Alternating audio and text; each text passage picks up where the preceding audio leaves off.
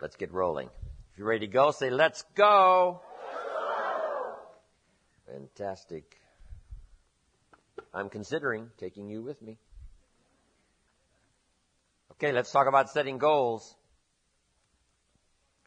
A subject that altered my life forever. It was just unbelievable. I hadn't known my mentor, Mr. Schoaf, very long until one day he said, Mr. Rohn, let me see your current list of goals. He said, I've had a lot of experience and I've been out here for a while. And he said, let's go over them and maybe I can really give you some good ideas. And I said, I don't have a list. He said, if you don't have a list of your goals, he said, I can guess your bank balance within a few $100s. Which he did. That got my attention.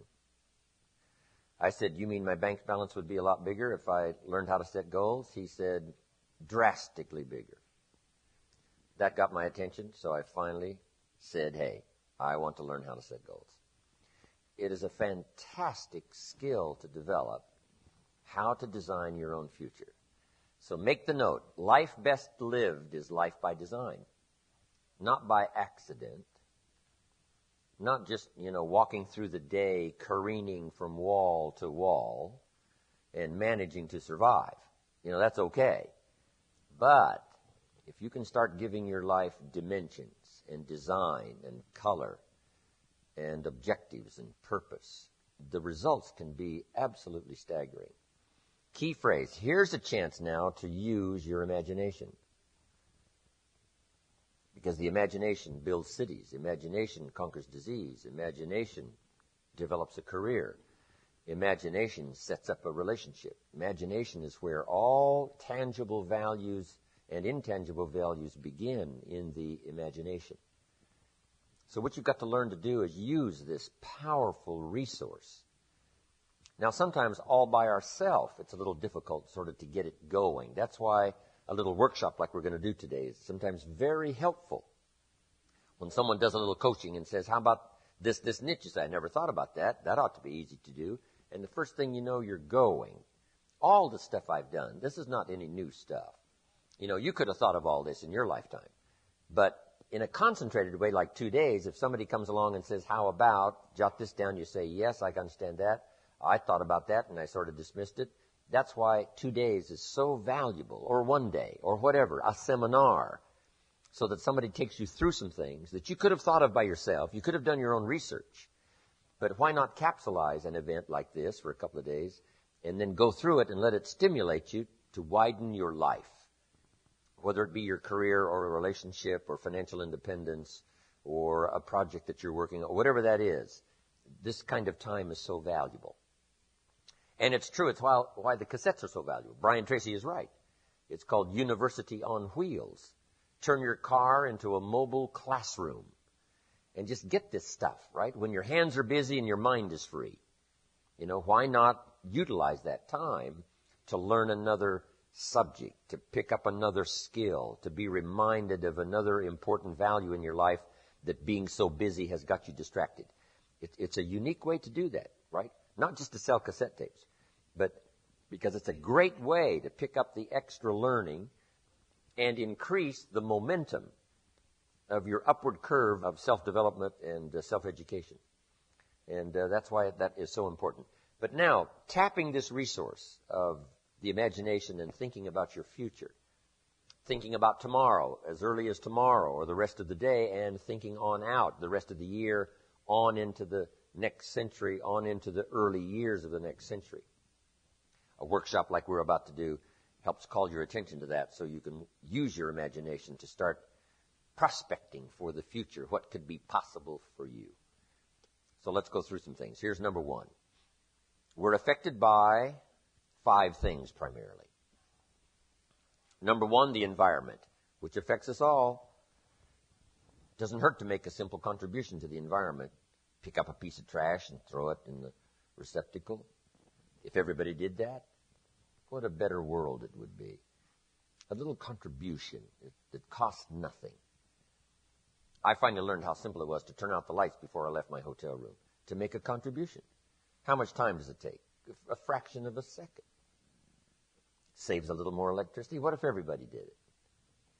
Maybe the cost of a room might come down.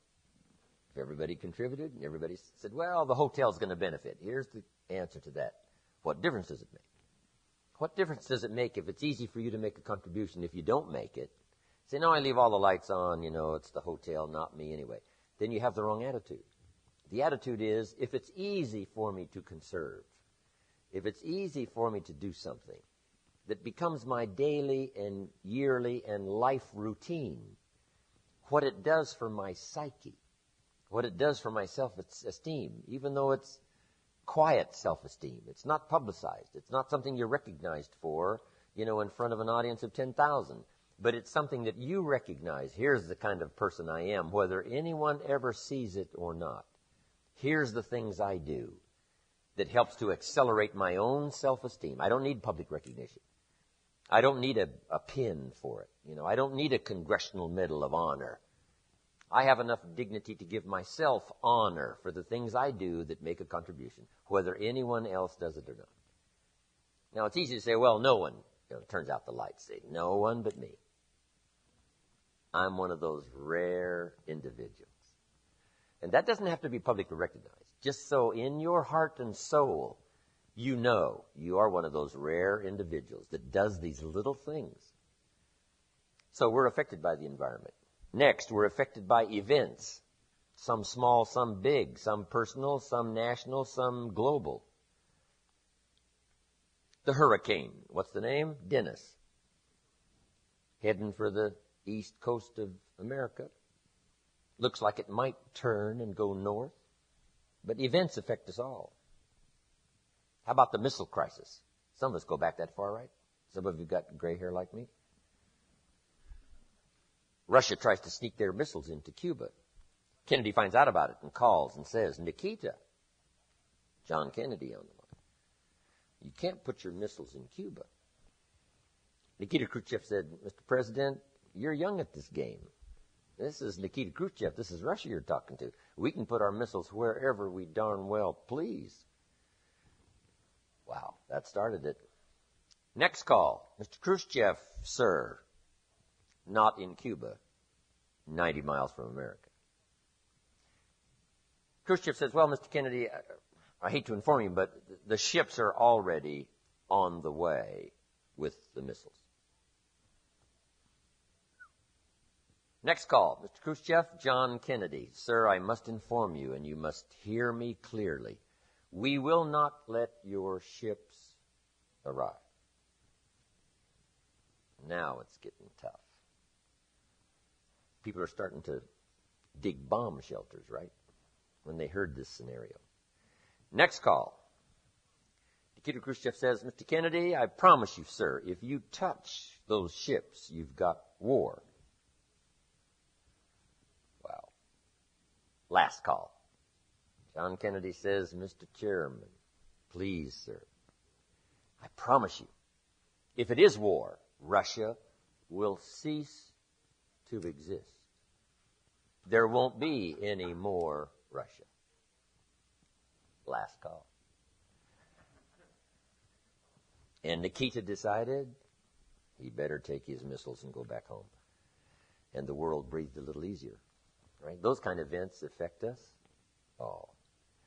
But there's small events and daily events and family events and national events and community events. We're all affected by the events. Here's number 3. We're affected by knowledge. Whatever we know or don't know. Good phrase to jot down if you haven't done it before in one of my seminars. Ignorance is not bliss. Ignorance is tragedy. Ignorance is devastation. Ignorance creates lack. Ignorance creates disease. Ignorance will shorten your life. Ignorance will empty your life, leave you with the husks, nothing to account for. Ignorance. Ignorance is not bliss. Here's another good one to note. What you don't know will hurt you. What you don't know will tragically affect your life. What you don't know will leave your life empty.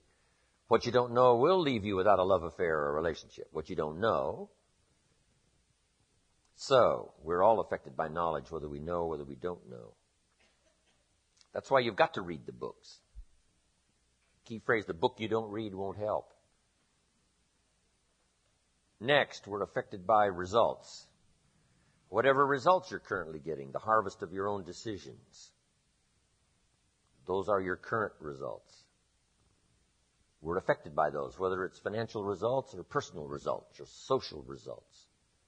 We're all affected by results. Disciplines undone in the future give us poor results. Discipline managed well gives us good results. Here's number 5. We're affected by our dreams, our vision of the future. Next key, you want to make sure that the greatest pull on your life is the pull of the future. Some people live in the past and let their life be continually pulled and influenced by the past. And yes, we must remember the past and review the past to make it useful to invest in the future. But here's the key. Make sure that the greatest pull on your life is the pull of the future. Now, if you're skimpy on your dreams, if you're skimpy on your objectives and your purposes, if that isn't very well planned, then it doesn't pull very hard. Then you have more of a tendency to be pulled by the past, or to be pulled apart by events or circumstances, or to be pulled apart by distractions. So in order to save yourself from being pulled apart by distractions or pulled back to the past, you want to now start really designing the future so that the greatest part of your attention and focus and pull, like a magnet, pulls you forward into the future to accomplish your goals. But if you're weak in learning to set goals, if you haven't really worked on this that we're going to work on, then that is a solution you need to consider. Goals are like a magnet. They pull, and the stronger they are, and the more purposeful they are, the bigger they are, the more unique they are, the stronger they pull. If you have excellent goals and high dreams, here's what they also do. They pull you through. Pull you through all kinds of down days, down seasons. They pull you through a winter of discontent. They pull you through distraction on every side that says, look here, look here, look here. Strong, powerful dreams like a magnet pull you through that. Strong dreams and goals pull you through a disaster. Some people get swallowed by the disaster because they have nothing on the other side of the disaster to pull them through. A bad day can almost overwhelm you if you don't have something really purposeful to go for at the other side of that day. At the other side of the difficult time, at the other side of the down time. If you've got plenty out there to attract and pull, it'll pull you through all these things. And very little of it will attach itself to you. You'll be able to get through some of the most difficult times if you have this spectacular vision ahead of you of where you're going and what you're going to accomplish. Getting through will be easy or easier. So, learning to set goals. It is an incredible experience. Once I learned it, it transformed my life forever. Being here today is an accomplishment of my goals. When I travel around the world and sit on an airplane, I say, I dreamed about this one day. I used to go to the airport and watch the planes fly away, and I said, one of these days, I'll be on one of those planes. I dreamed about it. I dreamed about the other side of the world. I'd never been to Italy, but I dreamed about it. I'd never been to Israel, but I dreamed about it. I'd never been to South Africa, but I dreamed about it. Never been to Australia, but I dreamed about it. And sure enough, step by step and country by country and flight by flight, I started checking them off my list. It was the most exhilarating feeling. Powerful. To set those goals, reach out there into the future, design something to the best of your ability, refine it as you go, tear it up periodically if you want to, set a whole new list. It's your life. It's your future. But now I would like to do it in a very simple, easy manner that you can follow. And we're going to have to sort of push on through this workshop because we just don't have the time to make it very extensive. But I want it to serve as a model so that you can use it for the future to pass on to your children, or if you got a little group that you train and teach, or your management and salespeople, you can use this with others. So what I'm going to go through with you here is sort of a model. Sort of, if I rush you just a little bit on getting through this model, at least I will leave you with the model that you can use later. And not only use later, but use later to pass on to someone else in some manner. So, having laid this background now, here's what I want you to do. Get a fresh piece of paper or a new page in your journal. And this is called now the workshop. And on this workshop now, I want you to write down the question and then do the exercise. Write down the question and then do the exercise. First question. List what 5 things have you accomplished that you're already proud of? What 5 things have you already accomplished that you're proud of? That is the question, my question to you. And now that you've written down the question, I want you to just make that list of 5 things that you can think of that you've already accomplished that you're proud of.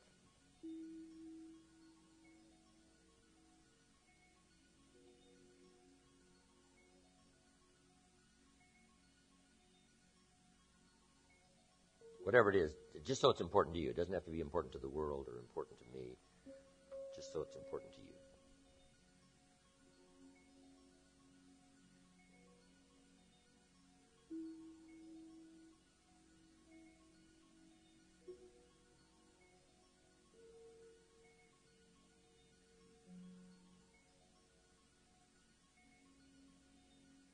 I graduated 3rd in my high school class in my senior year. I was proud of that.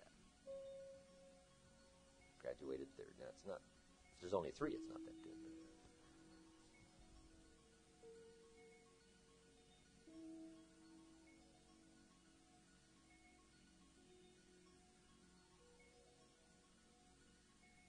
I did a speaking tour once with David Chilton, who wrote The Wealthy Barber, and Mark Tewksbury, who was a gold medal winner in Canada. And that was on Mark Tewksbury's list of 5 things I've already accomplished that I'm proud of. Winning the gold medal in Barcelona. So what have you accomplished? What 5 things have you accomplished that you're proud of?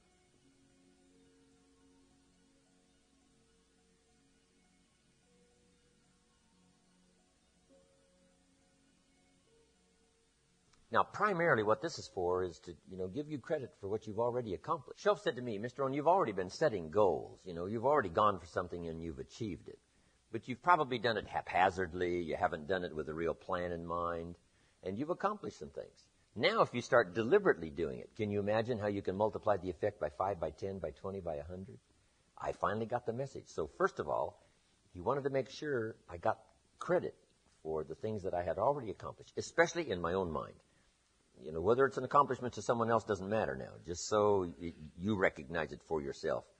A list of those 5 things that I've already accomplished. When you work with kids on doing this little workshop, right, this will give them some credit. They'll feel good now about going through the rest of the program simply because you want to recognize what they've already accomplished on their own. They haven't been through a class on setting goals. They haven't been through a workshop. But hey, we've all done maybe some pretty spectacular things. I wish we knew all the stories in this room. If we knew all the stories in this room, I'll bet you some of them we'd be dazzled of what some people in this room have already accomplished. Yes, they're sitting here in the seminar. Yes, we're about to do the goals workshop. But hey, plenty of you have done some outstanding things that's given you self-esteem and self-confidence. I congratulate you for that. Now that you've done that little workshop, here's the second question. This is going to take some time now. What do you want in the next 10 years? What do you want in the next 10 years? Now, under this, what do you want in the next 10 years? That is the question. I want you to make a list of at least 50 items. Now, here's what I want you to do. I want you to just write as fast as you can. Don't give any much detailed thought to it of what you want in the next 10 years. And just let your mind run free. Now, also remember this. This is not what you think you can get. This is what you want. If it all fell into place and you could have everything you wanted in the next 10 years, what would you take? Right? If somebody promised you can have anything you want in the next 10 years, what do you want? I want you to approach it that way, because it's not important to think, what do I think I can get? I want you to now think about what you want in the next 10 years. So we're going to take a little time now for you to make that list of 50 items. And put them one under the other, not side by side, but one under the other, because we're going to do something with this list when you finish. One under the other. And abbreviate, wherever possible, so you can just put more items on the list. What do you want in the next 10 years?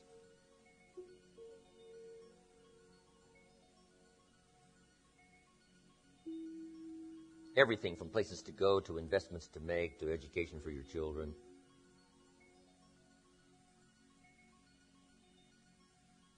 Personal things, business things, everything.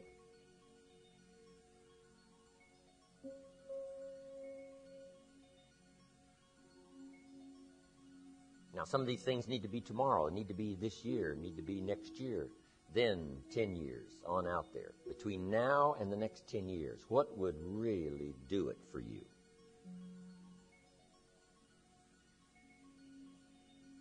Everything you can think of.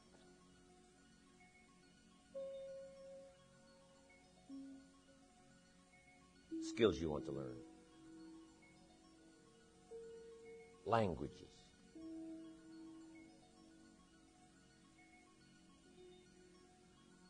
Residences you want to acquire.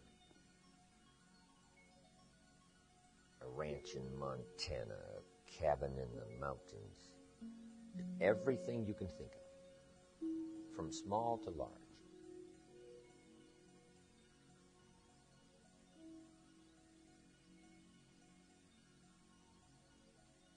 A list of the places you want to visit. Revisit.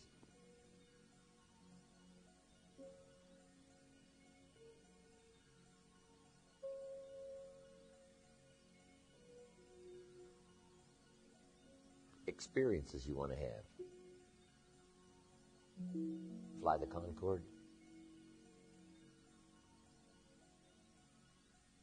Bungee jump. Something maybe you haven't done, but just put it on your list if it rings a bell.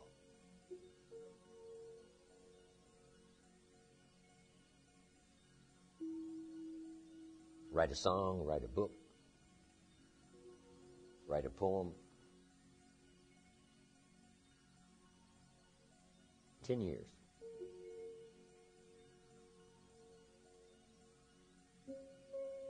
Benevolence goals. Right? Projects you want to support. Money you want to be able to give.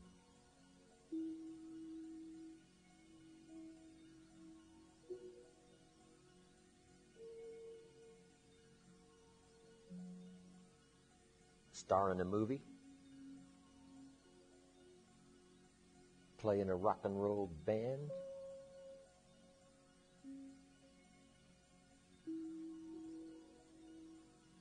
What would give you the most incredible life the next 10 years?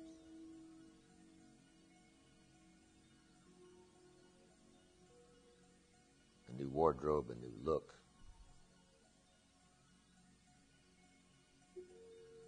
Start a new family.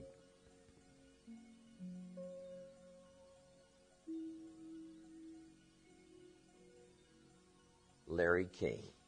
You know, he has breakfast where I have breakfast at Nate and Al's. We've had a chance to talk a few times. He's starting a brand new family. I don't know how old he is next to God. I mean, he's getting pretty old, but it's unbelievable.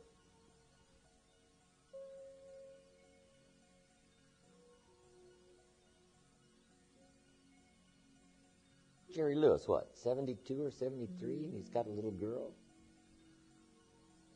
Danny's her name. Jerry Lewis, the little girl. Now, maybe that wouldn't do it for you, but you know, what would do it for you? What would give you the greatest satisfaction, pleasure, joy, live an unbelievable life? What would that list be the next 10 years?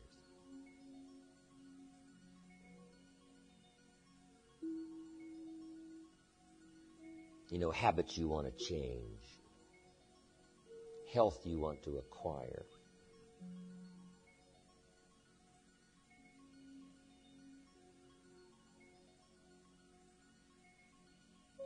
And remember, if you've been to my other seminars, right, a little revenge I talk about on your goal list. I had some of that when I first started doing these goals. A little revenge. People who said I couldn't do it. Couldn't wait to get my new car, drive it up on their lawn.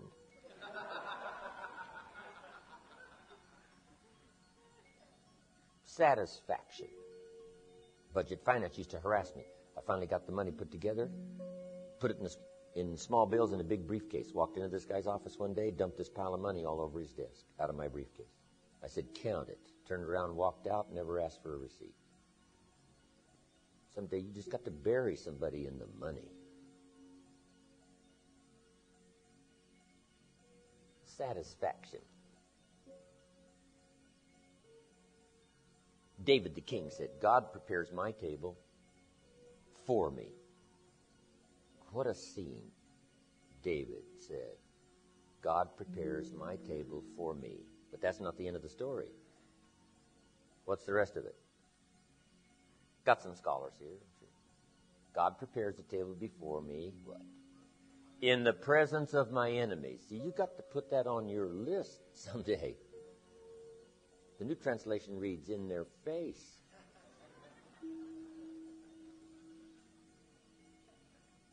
Isn't that an incredible scene? In the presence of my enemies. Let them look at this scene. Whatever it is. Satisfaction. My Japanese friend, Toru Ikeda, right here, San Jose, years ago, put on his first list, a Caucasian gardener. I said, go Toru.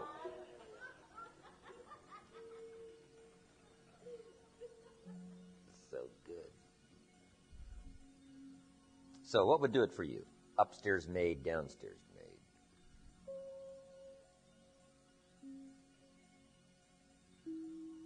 Chauffeur, cook.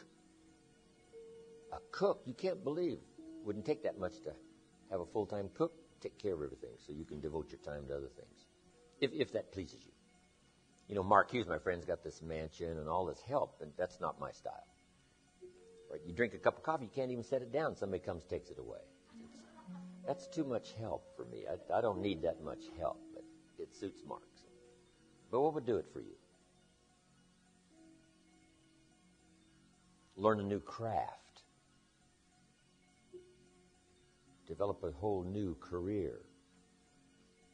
Greatly advance your present career.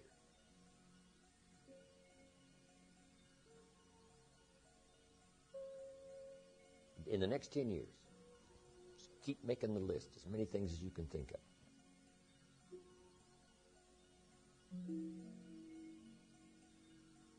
Little things, insignificant to someone else, important to you.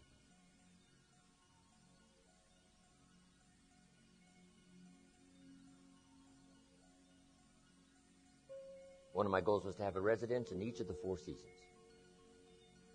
Spring here, summer here, autumn here, winter here.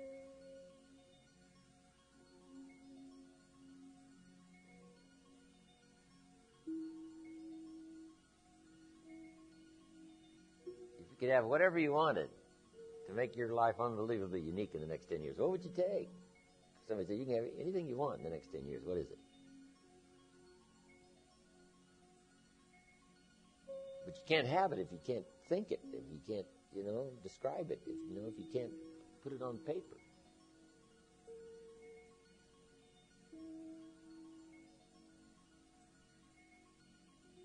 The ancient script says what? To the believer, everything's possible.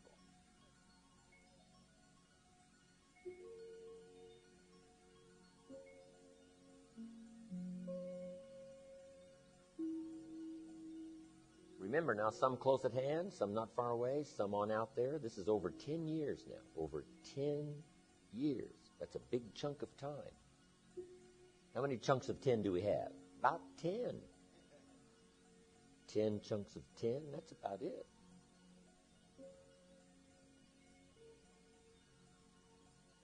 Of course, with what's happening in science and technology and nutrition, we may get that other 20, 30 years before long. 110, 20, 30. I read in Scripture back when they lived to be 800, 900 years old. I don't know how come I come in these generations where we get shortchanged. If I have a chance, I'm going to complain. How come they got 800, I got 80? That doesn't sound fair. But anyway, I may not have a chance to ask, but if I do get a chance, I'm going to ask. But in this brief life we have, we want to fill it up with as much progress and achievement as possible. Not just for ourselves, but to reach out and touch everyone we possibly can. Okay. Does anybody have 50 items yet? Okay, we're doing pretty good. Another couple of minutes now. Because you can put a lot more items after we do this workshop. You'll see where, you don't have to stop where I stop. If you're doing it and you've got plenty of time, you just go on and on. Keep coaching. Say, what about this? Someone says, oh, yeah. And they start that. And you say, what about this? And you say, I hadn't thought about that. Yeah, I'd like some of that too. That's what the workshop is for. Stimulate your imagination.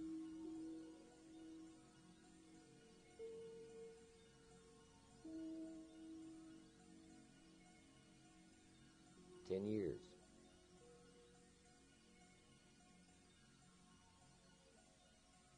It's amazing. See, kids by now have about 9 pages already full.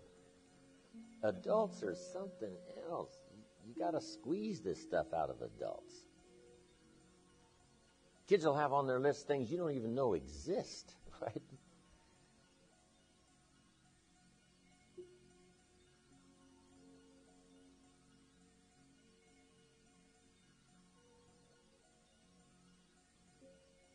Okay. Put a little star there now, which means continue this later. You don't have to just be shortchanged on this list. I mean, this list can go on and on and on.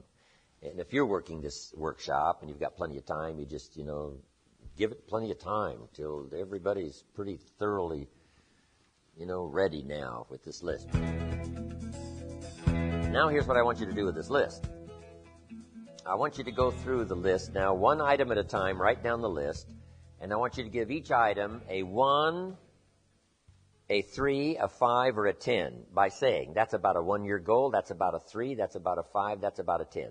I want you to look at each item, write down the list, and give it a 1, 3, 5, or 10.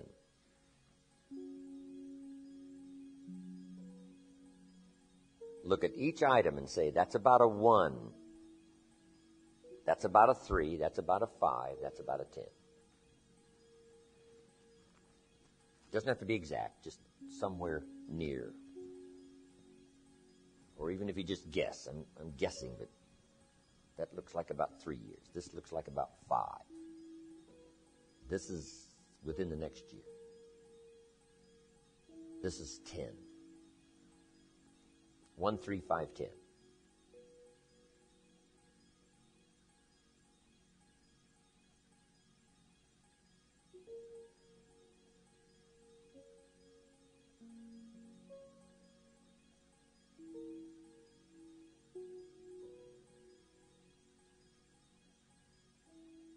This is going to be so valuable. What's going to be valuable now is when you teach it.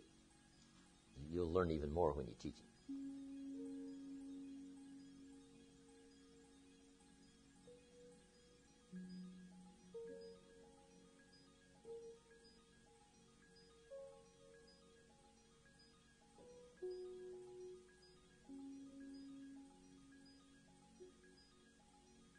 One, 3, 5, 10.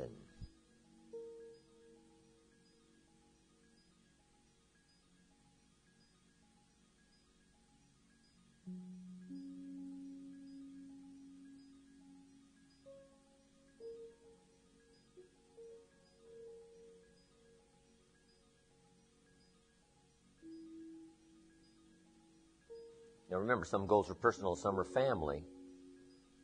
Right? Here's a family goal.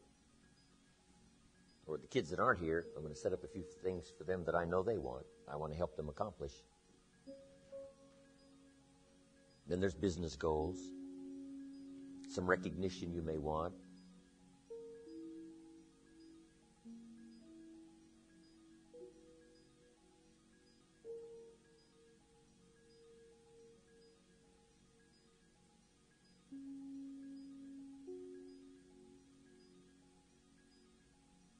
I can hear the brains working way up here. This is good stuff.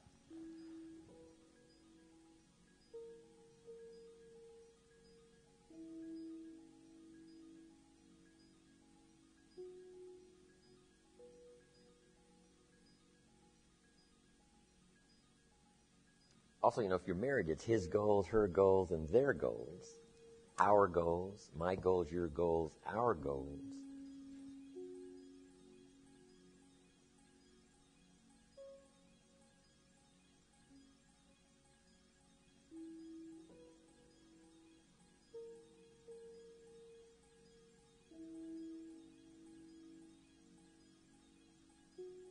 Also, if something's incredibly private, put it in code, so in case this list fell into someone's hands, they wouldn't be able to figure it out.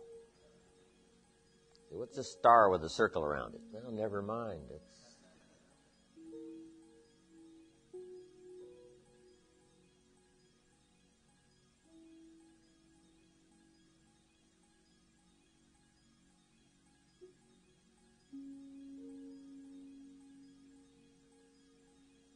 Okay. Now, here's what I want you to do with this list. I want you to look at each item that you've numbered number 1, and I want you to pick out the 4 most important and identify them some way. Either make a new list of the 4 most important one-year goals, or circle them, or put a star or something beside it. What are your 4 most important one-year goals?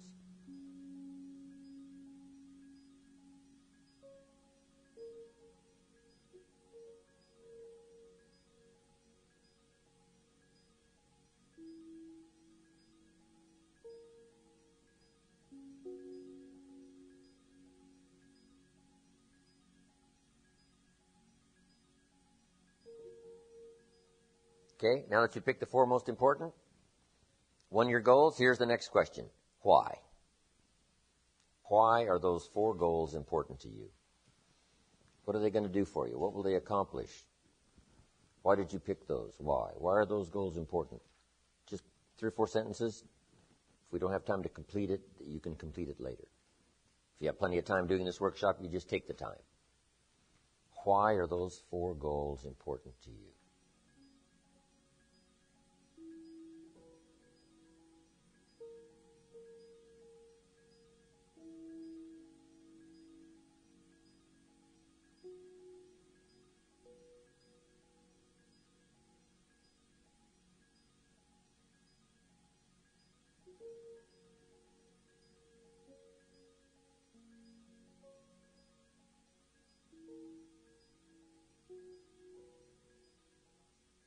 Okay, put a little star there now. Those little stars mean finish later.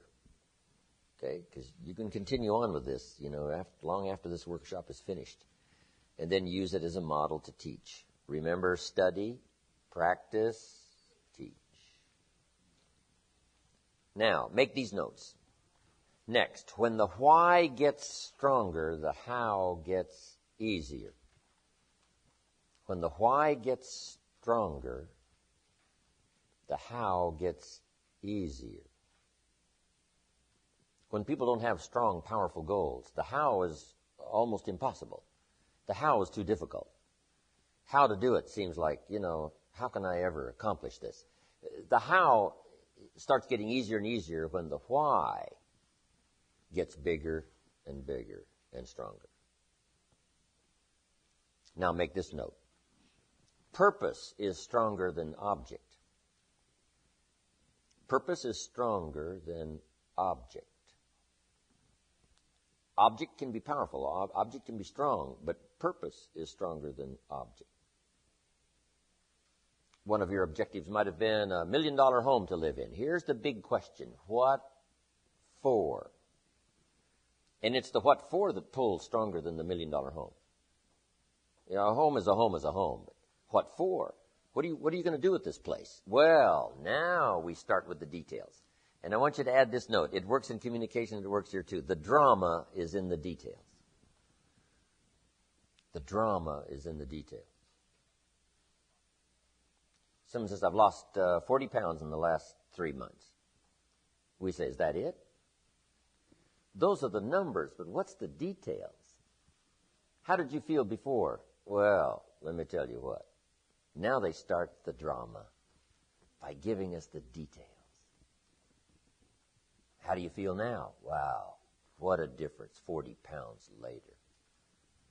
And this person starts to describe what it's like now versus what it was like before. The drama is in the details. And this is what you've got to do. $1 million home? What for? So everybody can see it from the street? That's okay, but there's got to be some more reasons. What do you want to do with this home? And then you start saying, hey, it's going to be the center of activity. You can't believe what's going to go on in this home.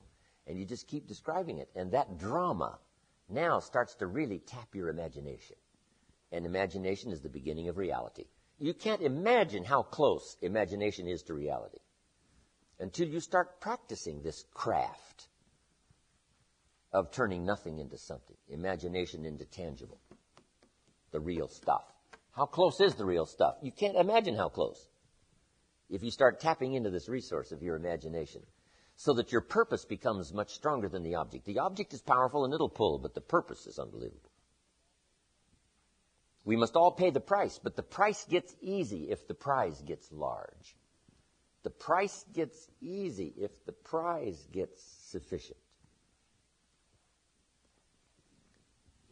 God the Father might have said to Jesus, if you die and make the sacrifice, you become the bridegroom and you inherit the bride. I'm sure he said, that's enough for me. The bride? Yes. Then I'll easily make the sacrifice for the bride. If I become the bridegroom and I get the bride. So the price gets what?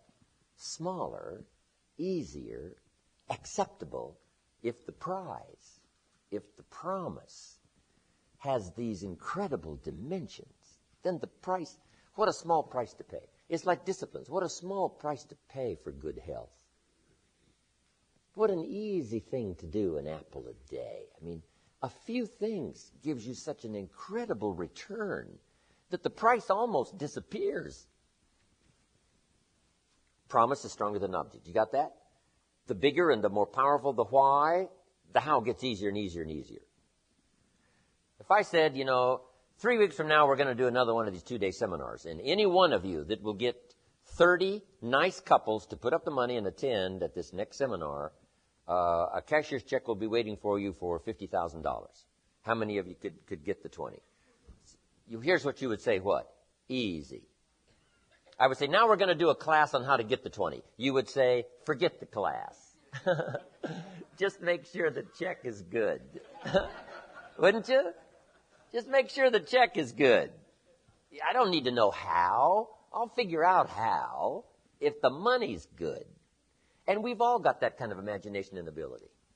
Somebody says, make it worth my while and see what I can do. Here's what I want you to learn to do. Make it worth your own while. Don't keep waiting for somebody to always come by. If they do, wonderful. What if they don't? Somebody says, I just hope somebody comes by and turns me on. What if they don't show up? Here's what's priceless. Self-motivation. Somebody asked me the other day, who motivates the motivator? I says, well, in my personal case, I motivate myself. I dazzle myself with the potential of sharing ideas and what it'll do for my future psyche of getting all of this wondrous return from people saying Jim Rohn is part of my testimonial. And it's not just the money and the treasure and the fortune. I've already done that. But the rest of it, I can jazz myself. My own spirit comes along and says, hey, wouldn't it be great? Wouldn't it be great? I said, yes, it sure would be great. Then I'm willing to go do another seminar and work myself to death. Self-motivation, self-control, self-development, self-esteem. And you've got to learn to work with yourself. You've got this capacity. And yes, it's fine if somebody comes along like we've done these 2 days and sort of stimulates. But I want you to learn to do that on your own. Now, here's how you get better at doing it on your own. Do it for others. You say, come on, Mary, you've just been sitting around here. Let's set some goals and see if we can't stimulate you and get you going. She says, well, okay. First thing you know, you've got her going. Then you get somebody else going. Then first thing you know, now you get yourself going. Teaching is such an incredible experience. You can't believe what I'm going to do from the imagination that's gone through my mind these last 2 days, teaching you. Some things have become clear to me, and I've set a whole new set of goals. Incredible when you do it, when you teach it. Okay. Now, here's another exercise. I want you to go through this list from 1, 3, 5, and 10, and I want you to count how many 1s, how many 3s, how many 5s, how many 10s, and then make a little tab list. I've got this many 1s, this many 3s, this many 5s, this many 10s. So go through and count them and make a list.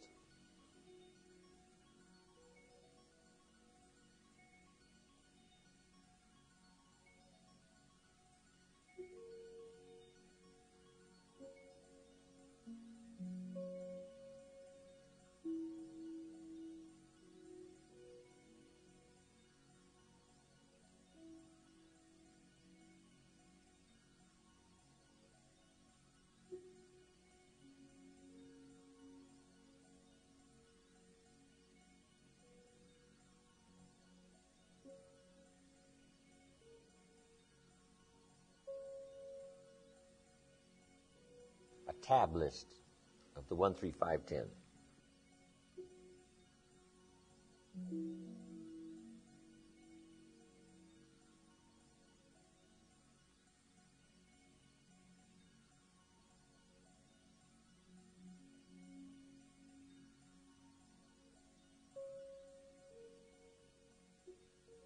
Pretty well done? Okay, now I want somebody out here somewhere to volunteer to give me your list. How many 1s, 3s, 5s, and 10s? Right down here. How many 1s? 7. 3s? 5s? 12. 10s? How many had no 10-year goals? Isn't that, this guy had 18. Isn't that interesting? That means he did a lot of his thinking. How many 1s? Just 7 1s and 18 10s. That's interesting. Because he was doing more thinking way on out. You were doing more current. How many 1s did you have? 37. Isn't that fascinating? The kind of thinking you were doing and the kind of thinking he was doing. It's interesting. So now here's what you have to say to yourself. I need more 10-year goals. I'm not thinking out there enough. And then you need to say, hey, 1s, I need a lot more 1s, right? Because I can put a lot of little things on there, right? And keep checking them off every day, every day, every day. So this helps you to sort of get the idea that, you're either thinking too much short term, which is fine to think short term, and you need to think long, 10s. And here's why you need some of those long range goals. When the early astronauts went to the moon, a fantastic accomplishment, some of them had incredible psychological problems when they got back. Why? The question was, now where do we go? I mean, when you've been to the moon, and a lot of them had psychological problems because, they did the parades and all that stuff, but when the parades were over, now what? So here's what they learned to do with the later astronauts, because some of them, drank too much and, they had some problems. So here's what they learned to do later, to make sure that the astronauts that came back from the moon had plenty more projects to go for after they came back from the moon. And this is what you want now. Plenty more to go for when you've accomplished this. Plenty more to go for. Plenty more to go for. You should have seen my father's list in his 90s. Right? He had a long enough list to live to be 150. What is that called? Plenty more to go for. Plenty more to go for when this is accomplished. Plenty more, plenty more. I'll never run out of objectives and purpose to go for the rest of my life. And that's what this little exercise is for. Incredible. Now, here's the last question. And we're just going to do 2 or 3 sentences now, and you can finish it later. But here is the question. What person must I become to accomplish my list of goals? What person must I become to accomplish my list of goals?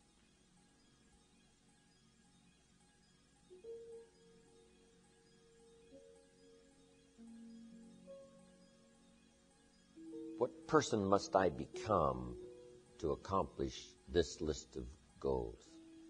Just give that a little thought and jot down 2, 3, 4 sentences.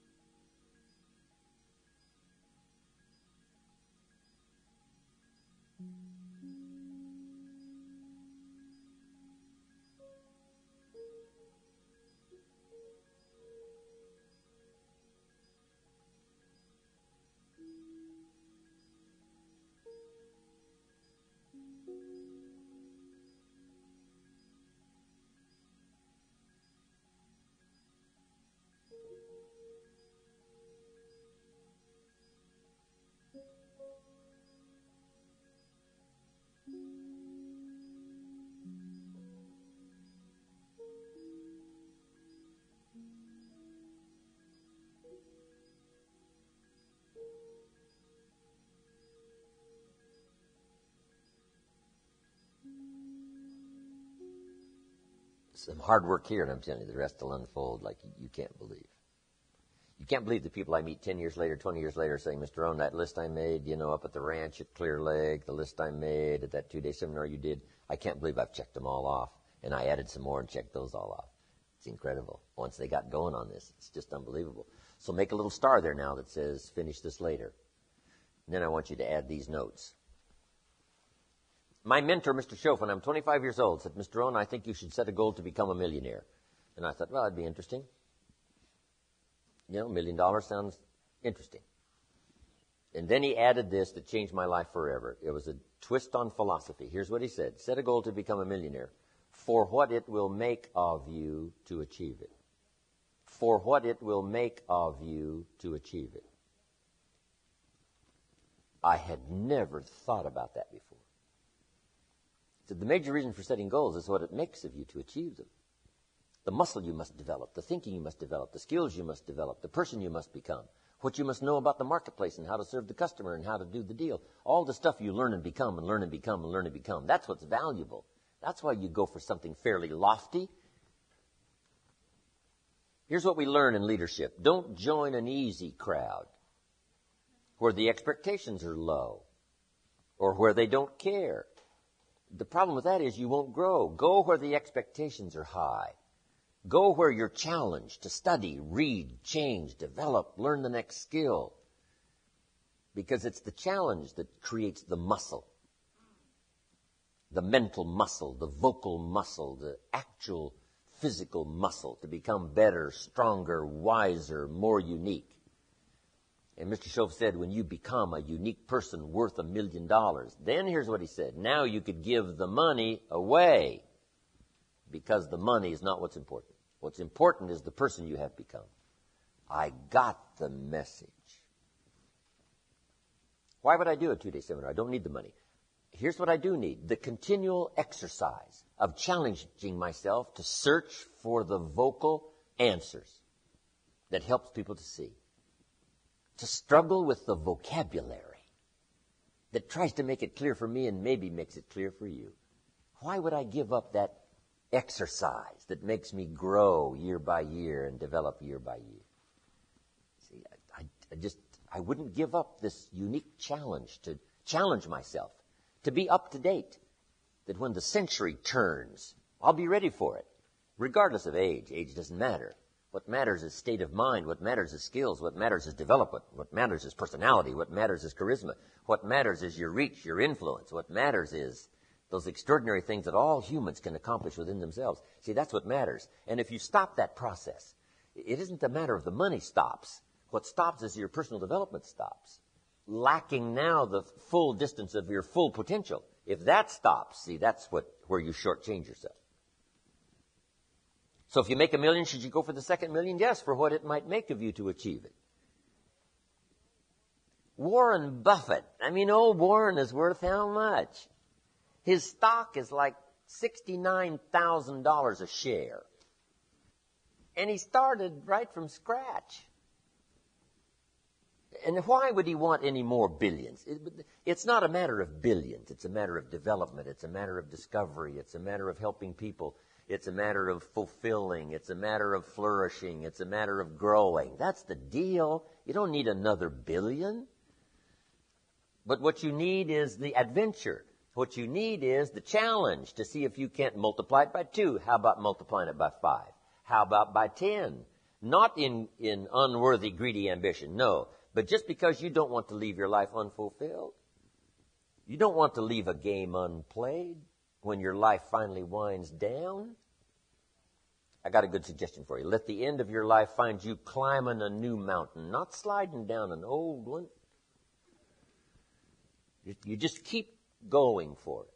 Yes, you rearrange your schedule. Yes, you can't put in 14-hour days anymore. But that doesn't matter as long as you stay active and alive, accomplishing the next project, doing the next deal, touching the next person, building the next organization, the next enterprise, the next investment, the next something that keeps you stimulated and growing, fulfilled.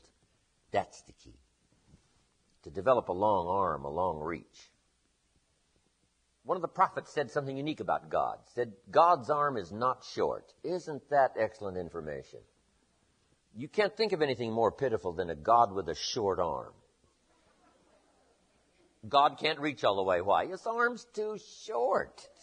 No, the prophet said, you don't have to worry about God. His arm isn't short, he can reach all the way. And his arm isn't short, he can reach everybody. See, that's reassuring language. A God whose arm is not short. But shouldn't that be said of every father? His arms aren't short. He's not short on vocabulary. He's not short on stories to illustrate for his kids the point he wants to make. He's not short on research. He's not short on study. Here's a good key phrase. It's okay to be a mother, but you must continue to be a student mother. To study the art of mothering as long as you're a mother. Once you become a father, you must now continue to study the art of fathering. You must constantly study the art of being a better father, more unique father. As long as you're a father, why not pick up the next idea on how to expand your influence as a father even more? It's okay to be a business person, but here's what you must be, a student business person. If you want to be an entrepreneur, wonderful, but continue to be a student entrepreneur. Forever learning how to increase the reach and the dimensions of your craft. Not to be short on vocabulary. Not to be short on heart. Not to be short on spirit. Not to be short on all-encompassing influence. You don't want to be short on these things. So to keep ever expanding the potential of your mind and your spirit and your heart and your soul and your physical capacity, you keep growing. And one of the reasons to grow is to accomplish this list we've just gone through. Let it challenge you to become a unique person of incredible dimensions, not necessarily in anyone else's eyes. But here's where you want to stand tall, in your own eyes. It doesn't matter out there whether someone thinks I'm short or tall, but if I stand tall in my own eyes, because I know my disciplines, I know what I'm doing, I know whether I'm doing it or not doing it. It doesn't have to be published in some local paper, as long as I know that I'm paying the price, that I deserve the applause, that I deserve the prize. That's what's exciting. That's why this goal setting is so important. It challenges you to grow, challenges you to become, to move up the next level. That's key.